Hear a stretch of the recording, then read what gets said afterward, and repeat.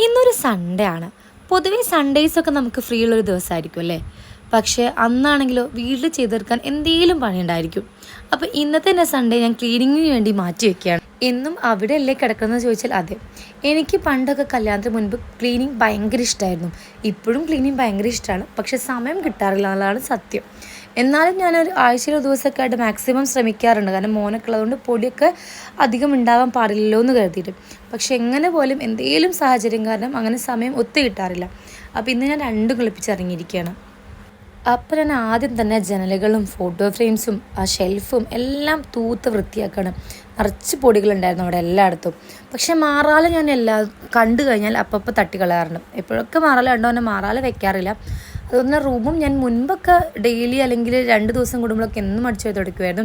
ഇപ്പം മോൻ വന്നതിന് ശേഷം സമയക്കുറവ് കൊണ്ട് തന്നെ ആഴ്ചയിൽ ഒരു ദിവസമൊക്കെ ഉള്ളൂ അടിച്ചു പോയി തുടയ്ക്കാനുള്ള സമയം ഉണ്ടാവാറ്. എങ്കിലും മാക്സിമം ഞാൻ വൃത്തിയാക്കി നടക്കാൻ ശ്രമിക്കാറുണ്ട്. പിന്നെ ഇവിടെയും കുറേ അവിടെയൊക്കെ ആയിട്ടുള്ള 2 സ്ഥലത്ത് നിൽക്കുന്നതുകൊണ്ടും സാഹചര്യത്തിന് ബുദ്ധിമുട്ടുകൊണ്ടും അതിന് കഴിയാറില്ല. അപ്പോൾ ഇന്ന് എന്തായാലും എൻ്റെ റൂമൊക്കെ ക്ലീൻ ചെയ്ത് അടിപൊളിയാക്കി വെച്ചിട്ടുണ്ട്.